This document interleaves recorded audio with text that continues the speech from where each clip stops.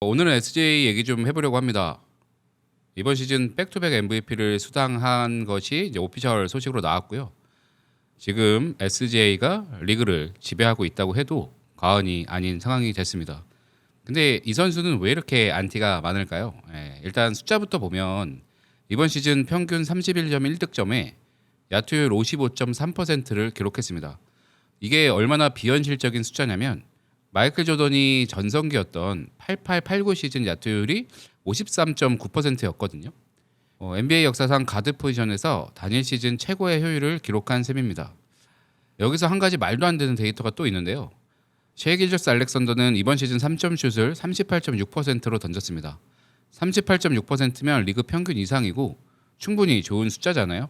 근데 SGA에게는 3점 슛을 쏘면 오히려 기대 야투율, 이 필드골 퍼센테이지가 깎입니다. 2점 슛 효율이 너무 역대급인지라 3점을 던지는 게 오히려 손해인 선수가 되는 거죠. 이런 선수는 NBA 역사상 있었던 적이 없습니다. 셰이 길저스 알렉산더가 지금 리그를 주름잡고 있다는 건 모두가 아는 사실이지만 사실 이 선수가 어떻게 이런 선수가 됐는지 과거에 주목하는 사람은 별로 없거든요.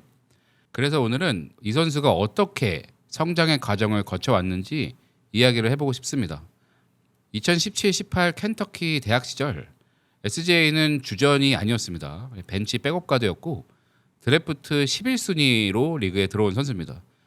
11순위가 지금 SJ의 가치를 생각하면 대단히 낮아 보이는 숫자지만 이 드래프트 때는 신데렐라 스토리라고 불리면서 SJ가 굉장히 높은 순번에 뽑혔던 그런 평가를 받고 있습니다. 당시의 SJ 플레이를 보면 지금이랑은 조금 다른 선수로 보여요. 슛의 약 50% 이상을 골밑 돌파 레이업으로 채우던 쉽게 말하면 슬래셔 타입의 선수였거든요. 지금은 미드레인지의 신이라고 불리는 선수가 대학 때는 외곽에서 플레이하는 것을 극도로 기피했습니다. 시즌 전체 3점 슛을 딱 57개밖에 안 던졌어요. 전체 슛 비중의 15% 정도에 불과했습니다. 근데 SEC 토너먼트에서 평균 21점, 6.7 어시스트를 터뜨리면서 주가가 폭등했고 그게 깜짝 드래프트 11순위로 이어진 겁니다. 많은 사람들이 LA 클리퍼스에서 오클라호마 시티 썬더로 팀을 옮기고 나서야 스가가 엄청난 성장을 이뤘다고 생각하지만 사실은 드래프트 나오기 이전부터 지금까지 가파른 상승 성장 곡선을 보이고 있는 선수입니다.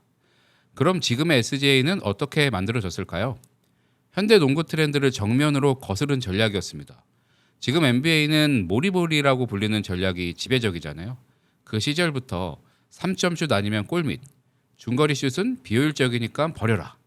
이게 현대 농구의 공식입니다. 그리고 이 공식도 이제 너무 올드해졌죠. 그 정도로 최근의 리그는 3점 슛이 매우 중시됐습니다. SJ는 바로 이 공식을 철저하게 무시한 건데요.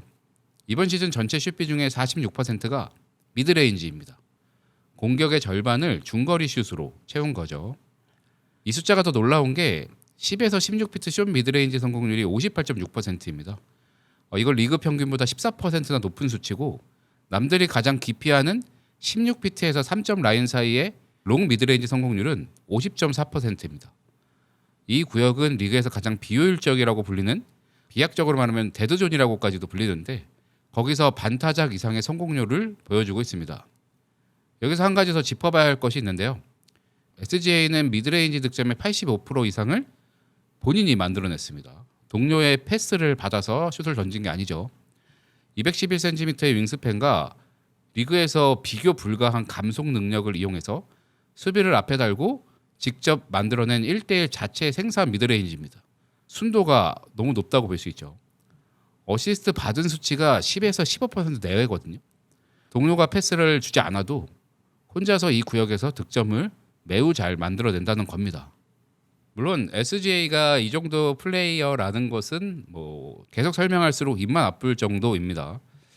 아무튼 SJ는 드래프트 나오기 이전부터 지금까지 가파른 성장 곡선을 그리고 있는데요. 그 결과가 마침내 백투백 MVP라는 기념비적인 결과로 돌아온 겁니다. 현 리그 최고의 선수가 셰이 길저스 알렉산더라고 말해도 열의 8명 정도는 동의할 수 있을 겁니다. 그런데 왜 이렇게 압도적인 퍼포먼스를 보여주는 SGA를 싫어하는 사람들이 많을까요? 이번에 MVP 발표가 났을 때도 국내외 여론이 사실 그렇게 좋지는 않습니다. 그래서 지금부터는 그 이유를 여러분들에게 한번 얘기해보고 싶은데요. 이번 시즌 셰이 길저스 알렉산더의 경기당 자유투 시도는 9.17개입니다. 리그 전체 3위죠.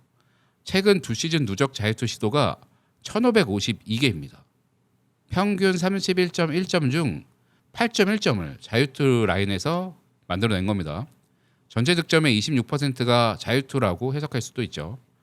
타팀 팬들 입장에서는 심판 휘슬이 없으면 20점짜리 가드다라는 말이 나오고 있습니다. 거기다 스가 특유의 플레이 스타일이 있잖아요. 흐느적거리는 엇박자 드리블이 헤딩 더블 경계선에 있고 파울 유도를 위해 수비수한테 지나치게 파고들면서 경기를 뚝뚝 끊는 패턴이 반복됩니다. 이거를 파울 베이팅이라고도 부르는 것 같던데요. 경기를 보는 입장에서는 스트레스를 받을 수밖에 없습니다. 사실 셰이 길저스 알렉산더에게 비난 여론이 있는 거는 자유투 문제가 거의 9할이라고 볼 수 있습니다. 그 정도로 자유투를 많이 얻어내는 선수다라는 것 때문에 이번 백투백 MVP도 온전한 칭찬의 글만 있는 건 아닌데요. 사실 자유투라는 거는 리그 내 슈퍼스타들이 상당수 많은 수치를 얻어내고 있습니다. 비단 SGA뿐만이 아니죠. 그러면 자유투를 이렇게 많이 얻어내는 다른 슈퍼스타들에 비해서 왜 유독 SGA한테만 이런 날카로운 시선이 있는 걸까요? 그래서 여기서 한 가지 짚고 넘어가야 할 게 있습니다. 이 안티 여론이 정말 SGA 개인을 향한 감정인 건지 아니면 OKC라는 팀 전체에 대한 감정인지는 구분을 할 필요가 있어요. 이번 플레이오프 서부 컨퍼런스 2라운드 LA 레이커스와의 시리즈에서는 OKC가 수입을 거뒀는데요. 이러는 동안 각종 SNS에는 심판 판정 논란이 가득했습니다. 경기 후에 JJ 레드 감독이 심판들과 면담을 요청하기도 하고 르브론 제임스와 오스틴 리브스도 직접적으로 굉장히 거칠게 항의를 했죠. 래퍼 릴 웨이는 OKC 경기를 볼 수가 없다. 심판들이 아예 OKC 유니폼을 입고 있는 것 같다라고도 말했습니다. 피닉스와의 1라운드에서도 데빈 부커가 심판 판정을 대놓고 비판했고 정규 시즌 중 샌안토니오 원정에서는 경기 내내 스퍼스 팬들이 SGA를 향해 플로퍼라고 말하기도 했습니다. OKC 선수들 전체가 플라핑을 한다는 비판도 계속 나오고 있고 여기에 루 돌트 같은 선수의 거친 플레이가 도마 위에 오르면서 OKC는 지금 리그 내 최고의 빌런이 된 팀이라고 볼 수 있습니다. ESPN은 이 현상을 다루면서 어떻게 오클라호마 시티 썬더가 NBA의 새로운 빌런이 됐나라는 기사를 쓰기도 했습니다. 각종 인터넷 커뮤니티에서는 이번 세기 가장 안티가 많은 팀이 밀레니엄 레이커스를 넘어 현재의 오클라호마 시티 썬더가 아니냐라는 토론이 열릴 정도입니다. 흥미로운 건 이런 분위기는 처음 있는 일이 아니라는 거죠. 골든 스테이트 워리어스가 커리 중심으로 리그를 지배할 때 불법 스크린 비난이 쏟아졌습니다. 스티브 커 감독이 직접 그때를 회상하면서 그게 정말 짜증났다고도 말했거든요. 리그를 지배하기 시작한 팀은 반드시 빌런이 된다는 패턴이 반복되고 있습니다. OKC 팬들도 이걸 잘 알고 있죠. 현지 라디오 호스트 제리 램지는 성공하면 빌런이 되는 거다. 그 역할을 기꺼이 받아들여라 라고 말했습니다. 결국 SGA의 자유투가 얄밉고 OKC 경기가 더티하다고 말할 수는 있습니다. 근데 남들이 다 버린 미드레인지를 갈고 닦아서 마이클 조던의 효율성을 넘어서 리그를 지배한 사실은 그 누구도 부정할 수 없겠죠. 미움받는 팀의 미움받는 에이스. 어쩌면 그게 진짜 지배자의 조건일지도 모르니까요. OKC에 대한 비단 여론과 별개로 SGA는 충분히 박수를 받을 자격이 있고 이번 시즌 백투백 MVP를 달성한 셰이 길저스 알렉산더에게 축하의 박수를 보내고 싶습니다. 이런 내용을 떠나서 여러분은 어떻게 보시나요? SGA는 진짜 이 시대의 최고의 선수인가요? 아니면 OKC라는 팀의 후광을 업은 약간은 과대평가된 선수인가요?